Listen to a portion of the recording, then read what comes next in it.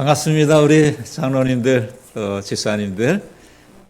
정말 몇 년 만에 또 이렇게 뵙는 건지 모르겠습니다만은, 정말 옛날 그 얼굴이, 저를 보면은 또 하나도 안 변했다 그러는데, 우리 장로님 집사님들 보니까 또 하나도 안 변하고, 그대로 있습니다.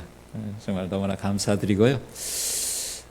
또 이렇게 또 초청해 주셔서 또 이렇게 같이, 얼굴을 나누고 또 옛 이야기들을 할 수 있도록 또 초청해 주시니 너무나 감사드립니다. 오늘하고 내일 우리 그리스도의 동력자라고 하는 이걸 제목으로 같이 말씀을 나누려고 하는데, 우리 먼저 하나님의 말씀 같이 보도록 하겠습니다. 로마서 16장 3절 4절에 있는 말씀 우리 같이 읽을까요? 시작. 너희는 그리스도 예수 안에서 나의 동력자들인 브리스가 아굴라에게 문안하라. 그들은 내 목숨을 위하여 자기들의 목까지도 내놓았나니 나뿐 아니라 이방인의 모든 교회도 그들에게 감사하느니라. 로마서는 이제 복음의 핵심이라고 볼 수가 있죠. 근데 이 로마서의 끝부분에 16장에 보게 되면 약 40여 명의 사람들의 이름이 나옵니다. 거기에는 금방 읽은 그 말씀처럼 브리스가와 아굴라, 이런 사람들의 이름이 나오게 되는데, 이 로마에 있는 교회의 이 편지를 보내면서, 사도 바울은 그곳에서 계시는 그런 모든 성도들이 너무 기억나고 감사하고, 또 무엇에 감사한가? 그가 이 복음 사업을 위해서 일하게 될 때 그를 힘껏 도운 그런 분들을 생각할 때 너무나 이 감사의 마음이 넘쳐서 이 서신의 말미에 그 사람들의 이름을 하나하나 기록하다 보니까 한 40여 명의 그 분들의 이름을 기록해 놓은 것을 보게 됩니다. 제가 이제 이 북의 교회로 이제 또 이렇게 방문하면서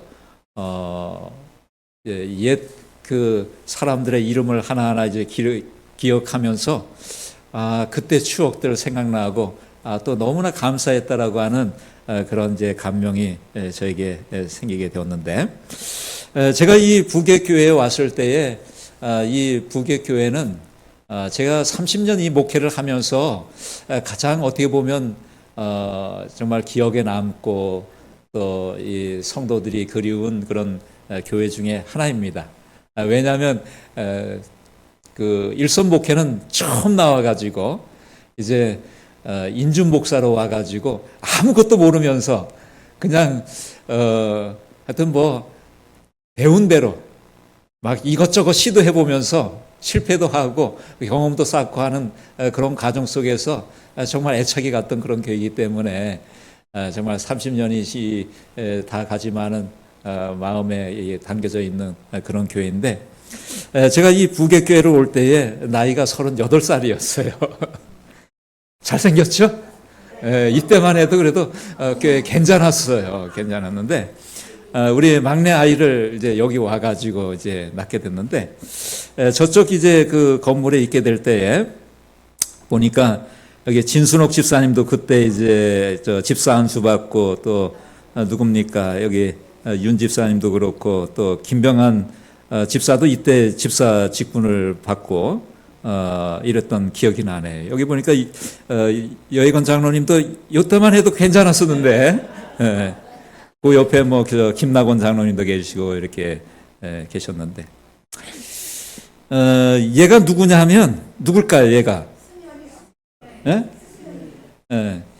얘가 제가 이제 품에 안고서 이제 봉헌식을 했는데, 얘가 저를 굉장히 따랐어, 이상하게.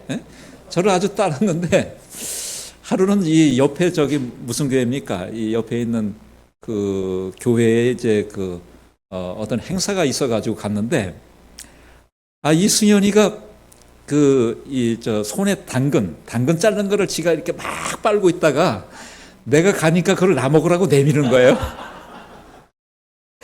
근데 이 아이가 주는 거를 안 받아 먹을 수도 없고, 이렇게 받았는데 하도 빨아가지고 찝찝하고 뜨끈뜨끈해. 안 먹을 수 없어가지고 그냥 이렇게 좀 제가 빨아 먹었던 적이 있는데, 얘가 승현이에요.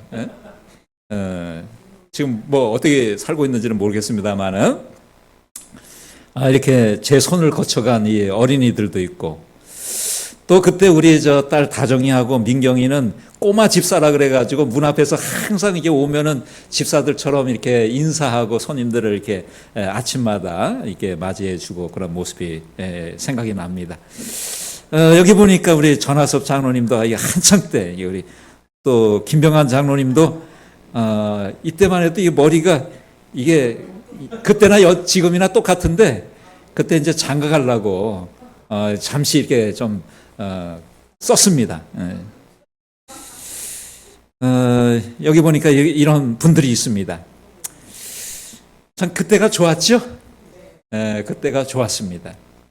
그런데 이렇게 옛날 얘기를 하면은 아주 즐거워하고 좋은 그 감정을 가지게 되는 이유는 무엇인가 하면, 우리가 뭐 했다는 거예요? 우리가 늙었다는 거예요. 늙었으니까 옛날 얘기만 맨날 하는 거예요. 그리고 교회도 옛날에 그 일신동교회 참 좋았단 말이죠.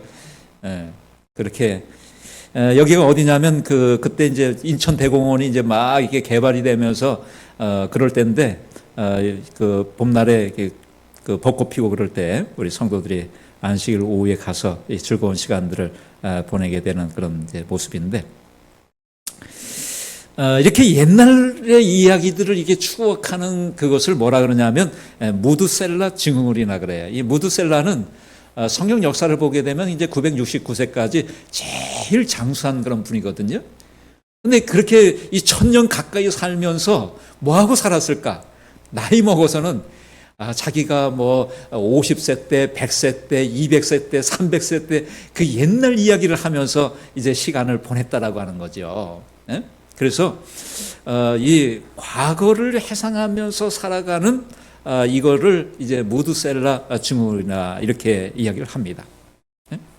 근데 이렇게 과거를 자꾸 이야기하는 것은 뭐냐면 그 본인이 늙었다는 것이고, 또 교회들도 가보면 다 지금 교회들이 무슨 얘기를 하고 있습니까? 옛날 얘기들을 하고 있어요. 그만큼 이 현대의 이 교회가 어렵다고 하는 그런 이 상황을 그대로 반증하고 있는 것이죠. 제가 38살에 이 교회에 와가지고 이제 한 28년 지났는데, 여러분 강산이 몇 번 변했습니까? 거의 3번 강산이 변했는데, 제가 오늘 와서 보니까 교인은 하나도 안 변했어. 옛날 일신동에 앉아있던 사람들이 그대로 앉아있어. 우리 뭐 신영매 집사님, 뭐 홍미숙 집사님, 옛날 사람들 그대로 앉아있어. 이게 우리의 비극이죠. 바뀌어야 되는데 바뀌지 않는다고 하는 것. 이게 우리의 비극이죠. 그래서 어린 아이도 나이를 먹어가면 성장을 해야 되는데 성장을 안 하는 것이 부모의 근심이 되는 것처럼, 교회도 나이를 먹어가면 교회가 성장을 해야 되는데 성장을 안 하는 것이 이 하나님의 마음에 근심이 되는 거죠. 그래서 오늘 이 시간에 우리가 이 옛 추억들을 회상하고 그것들을 또 과거를 그리워하는 것이 아니고, 이렇게 침체되어 있고 30년이 지나도 변화되지 않는 이 상태에서 우리가 어떻게 벗어날 것인가? 다시 한번 우리 마음에 결심하고 옛날에 그 하나님께 충성했던 그 마음을 회복하게 되기를 간절히 바랍니다. 제가 여기 왔을 때 우리 아이들이 굉장히 어렸어요.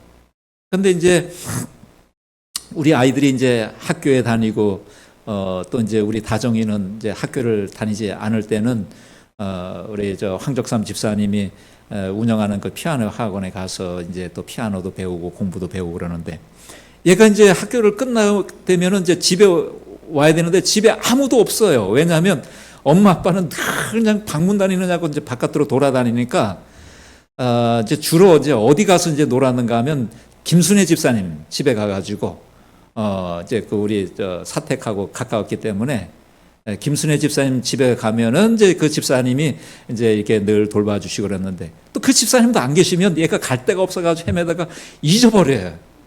잊어버려가지고 두 번이나 우리 딸을 잊어버렸어요. 여기 일신동에서.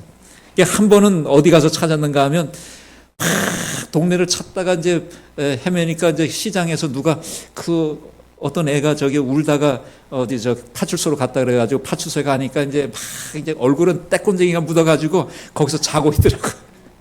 그래서 이제 찾아온 경우도 있고. 그렇게 이제 정말 아이들을 미처 챙기지 못할 정도로 집집 방문을 다니는 그런 이제 열심을 가지고 일을 했죠. 그래서 뭐 그때 우리 홍복선 집사님, 홍미숙 집사님 그런 분들이 이제 수요일 날이면 제자 훈련한다고 이제 나와가지고 이렇게 막 프린트물 나눠주고서 이걸 가지고 가서 가르쳐야 됩니다. 이렇게 사람을 만나야 됩니다. 이렇게 하면은 또 그걸 들고 순진하게 또 시키는 대로 또 다 나가가지고 집집을 방문하고 그러다 보니까 옛날에 교회 다녔던 사람 또 회복하게 되고 그런 일이 아름다운 그런 일들을 우리가 했었단 말이죠. 그래서 사람들을 교회로 인도하고 복음을 전하게 됐을 때에 심지어는 개신교회의 전도사 또 목사 사모를 막 이렇게 전도해가지고 성경을 가르치는 막 그런 열성까지 있는 그런 모습들을 보게 되는 것이죠. 그랬을 때 이 참 교회가 뜨겁고 이렇게 부흥하는 그런 모습들을 우리가 경험을 했단 말이에요. 오늘날에도 그런 역사가 있을 수 있을까요? 네, 오늘날에도 여전히 그렇게 일하면 하나님께서 역사하신다는 사실을 저는 2주 전에 경험을 했어요. 2주 전에 이제 무슨 경험을 했는가 하면 하도 이제 우리 교인들이 움직이질 않으니까 제가 이제 우리 그 합배의 출판부 문서 전도하시는 그 분들을 이제 초청을 해가지고 올해는 우리 교회를 좀 전도회를 도와달라. 그래가지고 이제 그분들이 이제 그 몇 달 전부터 와가지고 한 달에 2번씩 목요일 날 그 동네를 전도지를 들고 다 방문을 다니는 거예요. 그러면 이제 그때 이제 사람들을 이렇게 접촉을 하고 옛날에 3.6을 나왔던 사람들 이런 사람들도 만나게 되고 그래가지고 이제 2주 전에 이제 전도회를 딱 했거든요.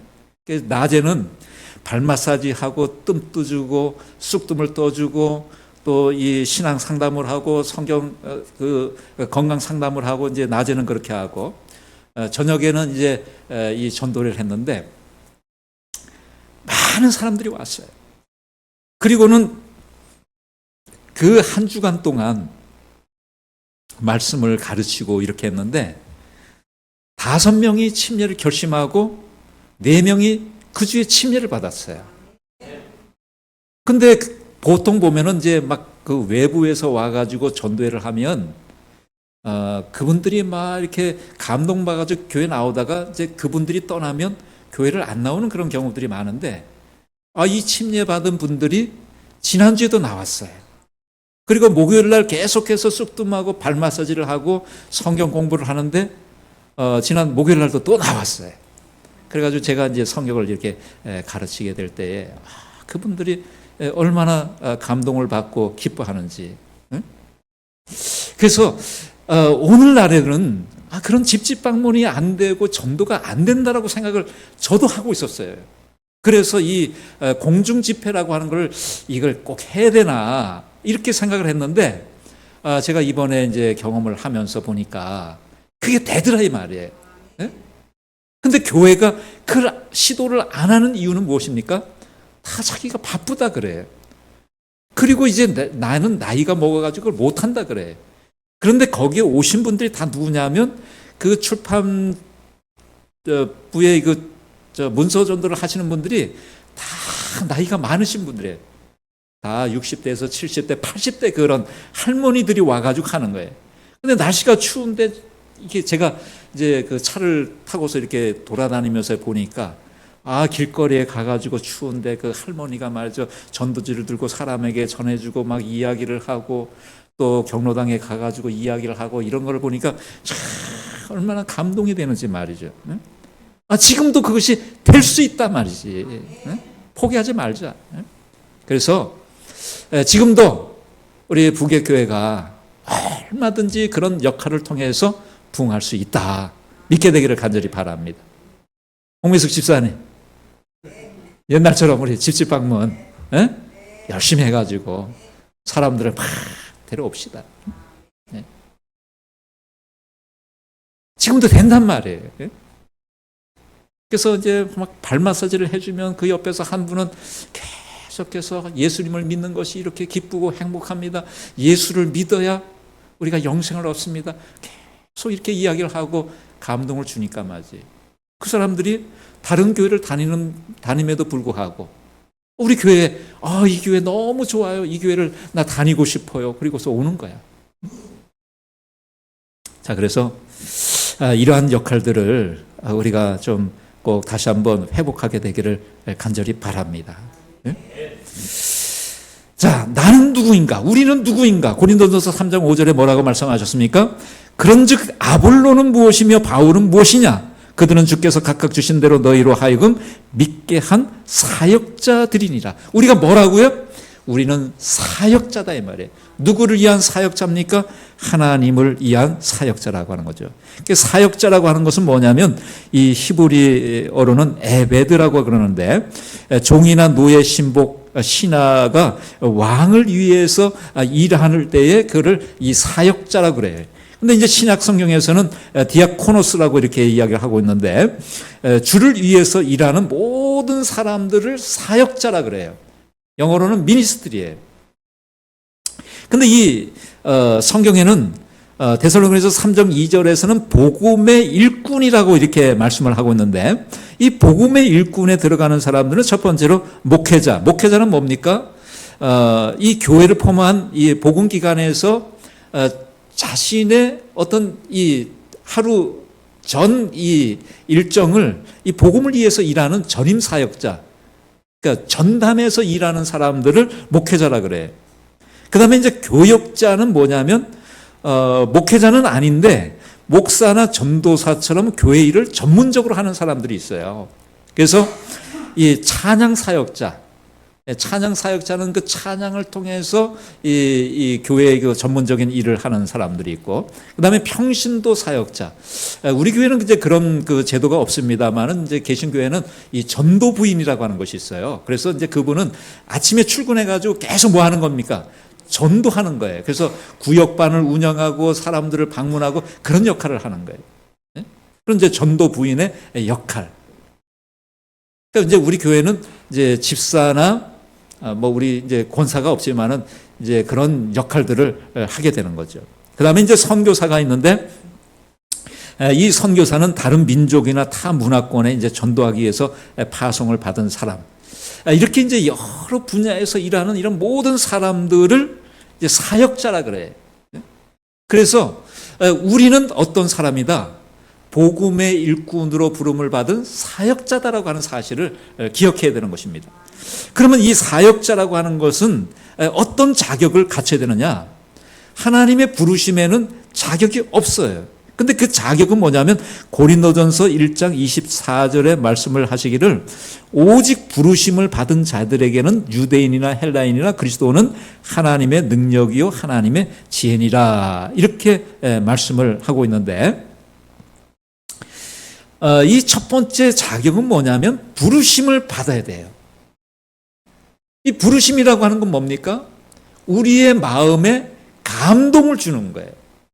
하나님께서는 우리의 마음에 감동 주심으로써 일을 하도록 하셔요. 제가 목회자가 된 것만 해도 참 기이한 그런 역사예요. 제가 천주교를 다니다가 천주교에서 이 천주교의 수도사가 되려고 했다가 어떻게 우리 이 안식일교회 집사를 만나가지고 그 성경공부를 하다가 우리 재림교회로 넘어와가지고 또 여기서 어떻게 제가 목회를 하게 되었느냐 이거죠. 근데 제가 이제 청년 때에 이제 서울 이제 장희동 교회에서 이제 청년 활동을 하고 있었는데 저를 굉장히 사랑하는 이제 장로님 한 분과 이제 목사님이 저에게 늘 자주 그런 말씀을 하시는 거예요. 김창환 형제는 목회를 하면 참 좋겠다고. 근데 그 말씀을 듣게 될 때 제 마음에 그런 이제 소망이 생기기 시작했어요. 나도 정말 목회를 하면 좋겠다. 목회에 대한 이제 꿈이 생기게 된 거죠. 그래서 이제 제가 30살에 이제 신학과를 딱 들어가니까 이제 목사님을 찾아가가지고 목사님 합격했습니다. 그랬더니 그 목사님께서 뭐라고 말씀하시는가 하면 축하한다고 그러면서 이제 너의 신분이 바뀌었으니까 그 신분에 걸맞는 그런 이제 삶을 살아야 된다. 근데 제가 목회를 지원하고 신학을 하게 될 때에 목사가 되는 것이 무슨 명예가 되고 또 그것이 어떤 뭐 신분 상승이 되고 그런 거를 생각해 가지고 목회를 한 게 아니에요. 그것 때문에 신학과를 가려고 했던 게 아니에요. 그냥 하나님이 좋고 하나님의 말씀이 좋고 나를 이렇게 구원해 주신 이 하나님에 대해서 내가 다른 사람들에게 좀 전했으면 좋겠다. 그 마음으로 한 거란 말이죠. 뭐 목사가 되면은 막 명예가 있고 뭐 그것이 어떤 뭐 사람들이 알아주고 그것 때문에 한 게 아니란 말이죠. 그래서 하나님께서 부르심을 보게 되었을 때에 우리는 이 하나님의 부르심에 대해서 순종하고 또 거기에 대하여 순복할 필요가 있어요. 근데 참 요즘 머리가 아파요. 저도 머리가 아파. 선거위원회가 끝나고 나니까 지금 아주 머리가 아파 죽겠어요. 어떤 사람은 안 시켜준다고 또 이게 참 뒤에서 말이 많고 또 어떤 사람은 시키면은 나는 죽어도 그거 못하겠다고 그거 시키면 나 딴 교회 나간다고 이렇게 얘기를 하니까 정말 내 머리가 아파요. 근데 예전에는 어떻게 했습니까? 뭐 당신 안식일학교장 하겠습니까? 물어보고 시켰습니까? 아니에요. 그냥 딱 결정해가지고 올해 당신 선거위원회에서 안교장 맡았습니다. 그러면 어떻게 하는 거예요? 네, 알겠습니다. 순종하는 거예요. 이 순종의 마음이 없어졌어요, 사람들에게. 하나님께서는 부르실 때 뭐라고 그러셨습니까? 충성되이 여겨 직분을 맡기셨다 그랬어요. 네가 하면 잘할 것 같으니까 맡겨주는 거예요. 근데 나는 능력이 없어요. 그런데 그 일을 수납하면은 하나님께서 뭐 하시는 거예요? 능력도 주시는 거예요. 예? 그걸 감당할 능력을 주시는데도 불구하고 못하겠다는 거예요. 그러니까 요즘에는 능력도 없어요. 예? 왜 능력이 없습니까? 자꾸 자신의 어떤 모습을 보는 거예요. 나 같은 사람이 사람들 앞에 서가지고 내 믿음도 없는데 이 사람들 앞에 서가지고 예? 여러분 믿음이 없으면 믿음을 주신단 말이에요. 능력이 없으면 주님의 일을 하게 될 때 주님께서 능력을 주신단 말이에요. 예? 그 사실을 믿으십니까? 믿게 되길 바랍니다. 예? 근데 요즘은 사람들이 참 변했어요. 예? 목사님 골치 안 아프세요 요즘? 여기는 없습니다. 없으니까.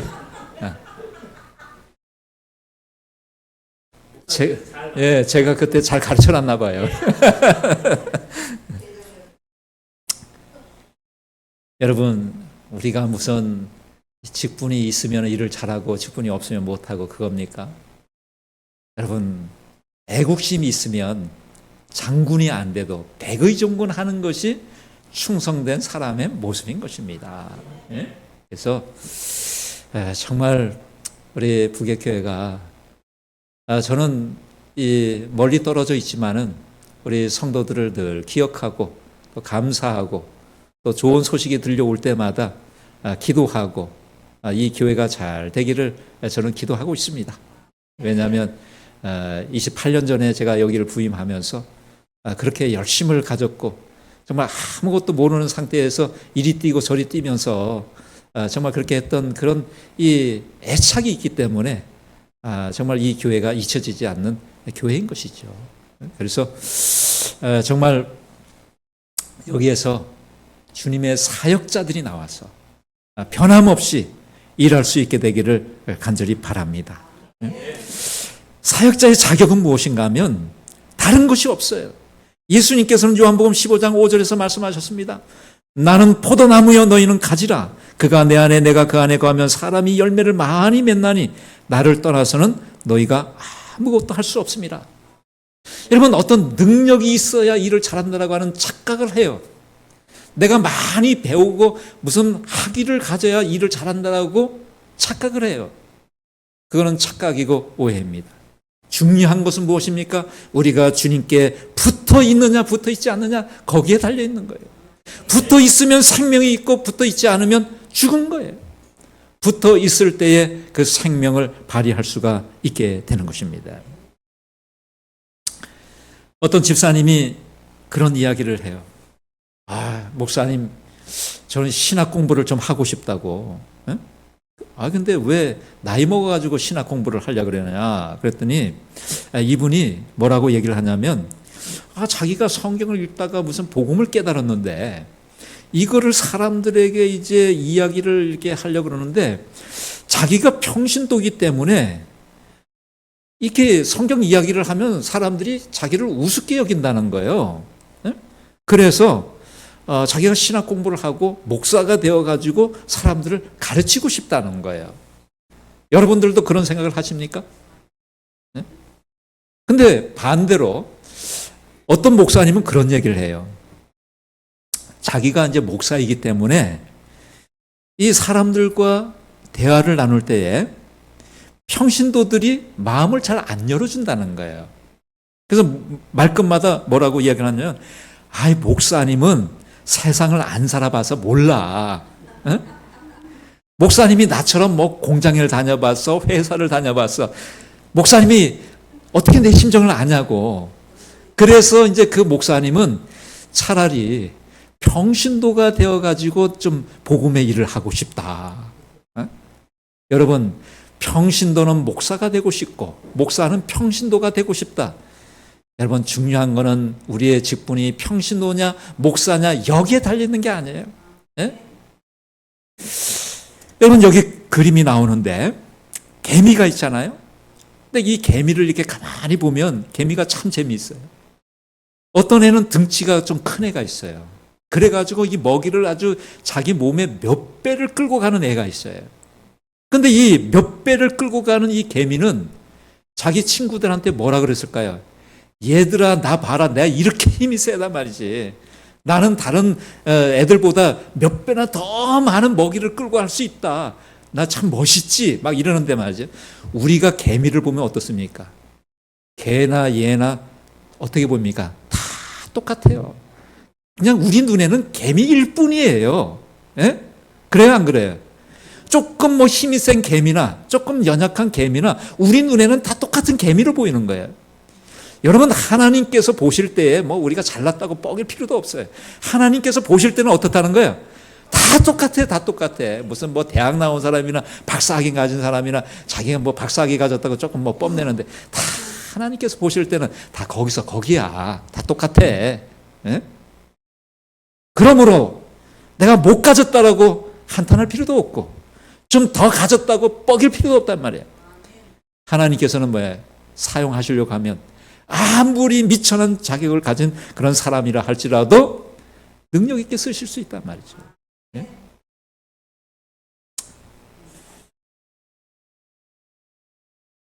남의 사역자의 자격은 무엇인가 하면 시험과 유혹을 극복할 수 있는 믿음이 있어야 돼.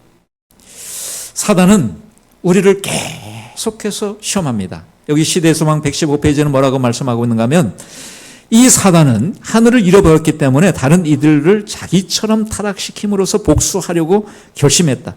그는 이 일을 그들로 하여금 하늘의 사물들을 과소평가하게 하고 마음을 세상의 사물에 몰두하게 함으로써 성취하려고 하였다. 이 사단은 하늘을 잃어버렸단 말이에요. 그러니까 이 잃어버린 이것이 너무 아까운 거야. 그러니까 어떻게 해? 이걸 어떻게 해서든지 타락시키고 멸망시키고 싶은 것이 이 사단의 마음이다 이 말이죠. 근데 타락시키려고 하는 그 사단이 우리를 어떻게 한다고요? 하늘의 사물들을 별 볼 일 없는 것으로 생각하게 하고 오히려 이 세상에 있는 것들을 크게 생각하는 이 마음을 누가? 사단이 우리에게 심어줌으로 인해서 이런 사단의 계획을 성취시키려고 한다는 것이죠. 자, 그래서 쓰레기가 있는 곳에 쥐가 꼬여드는 것처럼 우리의 마음 속에 뭐가 있을 때에 쓰레기가 있을 때에 거기에 죄가 또 이 쓰레기가 꼬여들게 되어 있는 거예요. 마귀가 거기에 꼬여들게 있는 거예요. 거기는 뭡니까? 마음속에 있는 상처들, 미움, 원망, 원한, 증오, 분노, 용서 못한 이런 쓰레기들이 있게 될 때 거기에 마귀가 사로잡게 되는 거예요. 여러분, 교인들이 항상 즐겁고 행복합니까? 그렇지가 않아요. 교회 나오는 사람들이 마음이 연약해요. 네? 그래가지고 목사님이 어떤 사람에게는 막 인사를 하는데 오늘 저한테 또 혹시 상처 입은 사람 있을지 모르겠어. 막 어떤 사람에게는 막 더 반가워하고 어떤 사람은 좀 덜 반가워하는 것 같아. 저 목사님이 나는 미워하나? 그런 생각을 함으로 인해서 상처받는 사람이 있어요.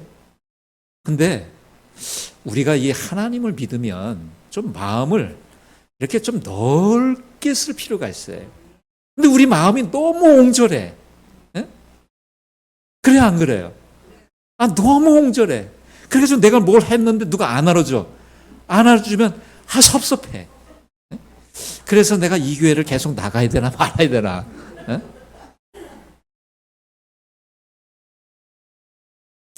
그런 마음을 버려야 돼. 네? 여러분, 우리가 교회에 사람 보고 나옵니까? 아니죠. 하나님 보고 나오는 거예요. 누구에 충성하려고 나오는 거예요? 하나님께 충성하려고 나오는 거예요. 그래서 하나님께만 충성하는 분들이 되기를 바랍니다. 목회자도 그런 분들이 있어요. 꼭 자기가 이전을 하면 꼭 교인들을 끌고 다니는 사람이 있어. 이 교회에 자기 친했던 사람을 꼭 데리고 가는 사람들이 있어. 네. 저는 그런 능력도 없지만은 그런 거를 아주 반대하는 사람이에요. 근데 오늘 여기 와서 보니까 그래도 끝까지 남아있는 사람들에게 감사를 드립니다. 교회가 힘들든지 어렵든지 간에 이 교회를 지키려고 28년 전이나 지금이나 이 자리를 지키고 있는 분들. 그런데 내가 모르는 분들이 여기 좀 잔뜩 좀 앉았으면 좋겠어. 그렇게 될 거야? 네.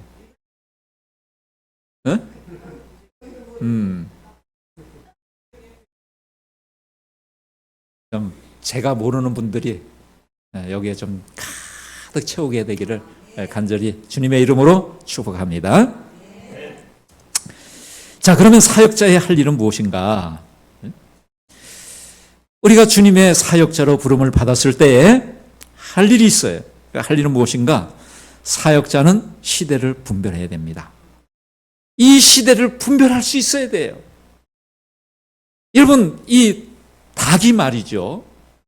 그 울음소리가 이 환경에 따라서 다 달라요. 이 암탉이 말이죠.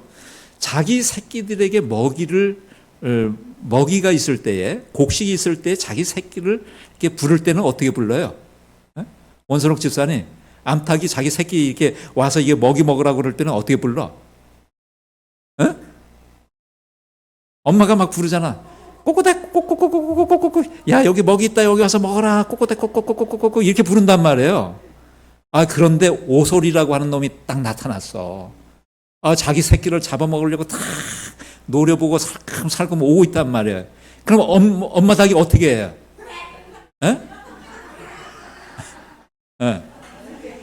그러면 이 엄마 닭이 어떻게 하는 거예요? 꼬꼬댁 꼬꼬댁 꼬꼬댁 그러면서 막 이 새끼들 어떻게 해요? 자기 날개 밑으로 불러 모으는 거잖아요. 여러분, 우리 재림교회는 일반 교회하고 다르단 말이에요. 왜냐하면 가지고 있는 사명이 다르고 우리의 부르심이 다르단 말이에요. 계시록 12장 12절에서 뭐라 했어요? 마귀가 자기 때가 얼마 남지 않음을 알고서는 크게 분내어서 너에게 내려갔다 그랬어요. 때가 얼마 남지 않았으니까 마귀가 자기의 생명도 얼마 남지 않았단 말이에요. 그러니까 이제 화가 나가지고 내려갔는데 우리는 여전히 뭐 하고 있어요?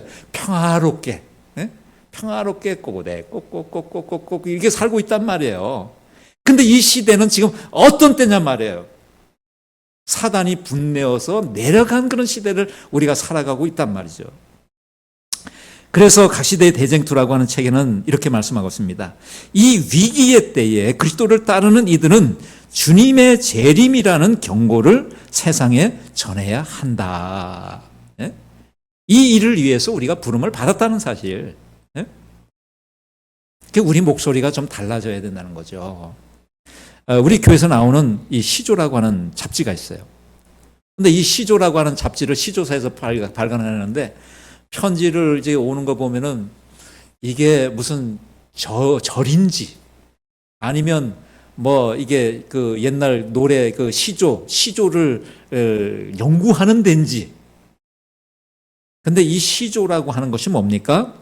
떼시자에다가 이 조자가 징조, 나타날, 일어날 일에 대해서 보여주는 그 조자란 말이죠.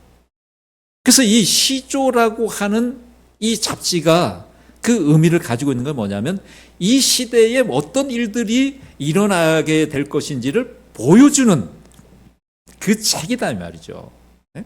우리의 사명은 뭡니까? 이 시대에 일어날 일들을 이제 보여주는 그런 삶을 살아야 된다는 거죠. 시대는 어떻습니까? 구속의 역사의 절정인 재림이 가까이 이르렀단 말이죠. 이거를 우리가 세상 사람들에게 알려줄 필요가 있다는 거죠. 그리고 우리를 이 죄악 가운데 고통받게 한 이 사단의 멸망이 예고되어 있다라고 하는 사실을 우리가 이제 사람들에게 알려줘야 돼요. 그리고 이제 이 재림이 가까우게 될 때에 더 이상은 사람들에게 구원의 기회가 없기 때문에 우리가 이 구원을 위해서 준비해야 된다라고 하는 사실을 알려줘야 된단 말이죠. 예? 여러분, 다른 종교는 다 기회가 있어요. 예? 그래서 불교를 보면 어떻습니까? 내가 이 세상에서 잘 못 살았어. 그래가지고 뭐 악한 일을 하다가 잘못 살아가지고 이제 벌을 받고 닭으로 태어나든지 돼지로 태어나든지 이제 이 생에서는 아주 축생으로 태어났단 말이에요. 근데 그 축생의 삶을 잘 살면은 다음 생에는 또 어떻게 태어난다는 것입니까? 뭐 부잣집에 태어나든지 높은 사람으로 태어나든지 그렇게 태어난다는 거죠. 다 뭐예요? 이 생에서는 못 살았지만은 이제 후생에서는 다시 한번 기회가 주어진다는 거죠. 예? 또 천주교는 어떻습니까? 구원을 못 받은 사람들이 이제 천국을 향해서 가게 될 때 이제 연옥이라고 하는 단계가 있어요. 그래서 이제 후손들이 이 먼저 하늘로 간 이 조상들을 위해서 열심히 선행을 하고 미사를 드리고 이렇게 하면 이 연옥의 단계를 한 계단 한 계단 올라가는 이 조상이 천국을 향해서 한 계단 더 올라간다라고 하는 그런 믿음을 가지고 있단 말이에요. 그러니까 열심히 자기 조상을 위해서 미사를 드리고 선행을 한단 말이에요. 또 다른 기회가 있어요. 그런데 사실은 이 구원에 대한 것은 또 다른 기회가 있는 것이 아니에요. 이 세상에서 우리의 운명이 결정되어지면 그걸로 끝이에요. 더 이상의 또다시 우리에게 주어지는 구원의 기회는 없단 말이에요. 그렇기 때문에 우리는 이런 이 절박한 심령으로 사람들에게 복음을 들고 나가야 된다고 하는 사실. 그래서 우리의 소리가 달라져야 된다고 하는 거죠. 그러면 우리가 어떻게 깨어나야 되는가? 깨어나기 위해서는 의지적으로 깨어나는 이 일이 필요하다는 거죠. 여러분 졸려요. 그래서 졸린데 계속 그냥 아무 생각 없으면 어떻습니까? 계속 졸고 계속 자는 거예요. 그런데 할 일이 있으면 어떻게 해? 졸려도 어떻게 해? 차인벨 맞춰놓고 이 종 맞춰놓고 그 시간에 힘들어도 억지로 일어나게 되잖아요. 일하러 가야 되니까 어떻게 해요? 그냥 힘들어도 일어나는 거예요. 그러니까 일어나서 일을 하는 거예요. 의지적인 깨어남이 필요하다는 거죠. 우리가 언제까지 잠만 자고 있을 때가 아니라고 하는 거죠. 우리가 깨어나기 위해서는 어떻게 해요? 의지적으로 깨어나야 돼요. 저는 청년 때에 이 가위에 눌리는 그런 경험을 참 많이 했어요. 제가 왜 그런지 모르는데 하여튼 그때 제가 이 고민도 많았고 이 인생에 대한 그런 고민을 많이 할 때인데 잠이 들면 이 막 가위에 눌려가지고 막 몸이 꼼짝도 못하고 막 희한한 걸 막 보고 막 그런 경험을 했는데 그러면 어떻게 합니까? 막 깨어나려고 막 발버둥을 쳐요. 막 눈을 막 그냥 뜨고 막 그냥 막 몸을 움직이려고 막 애를 쓰는 거예요. 그러다 보면 어떻게 해? 그 가위에 눌린 것이 풀려져요. 네. 그 못된 꿈에서 이렇게 벗어나려고 발버둥을 쳐야 돼. 우리가 지금 이 생에서 이렇게 살아가는 이런 것에서 깨어나기 위해서는 어떻게 돼? 발버둥을 쳐야 돼. 누가 발버둥을 쳐야 돼? 우리가 발버둥을 쳐야 되고 교회가 발버둥을 쳐야 되는 거예요. 네? 가만히 있으면 누가 보내줍니까? 영혼을 보내줍니까? 네? 집집을 찾아다니면서 막 영혼을 구원하려고 막 애를 쓰니까 생각지도 않은 사람을 막 보내주는 거야. 네? 그러니까 보내주는 거지. 가만히 있는데 누가 보내줘? 네? 여러분, 가난한 사람이 막 살려고 애를 쓰면 도와주고 싶은 마음이 생겨요, 안 생겨요? 아, 저렇게 그냥 힘들지만은 살려고 애를 쓰는 거 보니까 참 안 됐다. 내가 뭐라도 좀 있으면 도와주고 싶다. 이런 마음이 생기잖아요. 네? 하나님께서도 마찬가지야. 교회가 막 살려고 발버둥을 쳐야, 아, 그래도 쟤들이 참 애를 쓰는 걸 내가 좀 도와주고 싶다. 이런 마음 생기지. 그래야 성령을 보내주는 거 아니야? 에? 근데 가만히 있는데 잠만 자고 있는데 뭘 보내줘? 보내줘도 왔는지 안 왔는지도 모르는 거 아니야? 에? 그래서 좀 의지적으로 이제부터는 우리가 좀 깨어납시다. 에? 이렇게 해가지고 좀 깨어날 수 있게 되기를 간절히 바랍니다. 그래서 정말 우리가 말세를 살고 있다 그러면서 여전히 똑같은 목소리, 똑같은 삶을 산다면 그것이 어떻게 다른 사람들에게 생명으로 전해질 수가 있겠느냐라고 하는 거죠.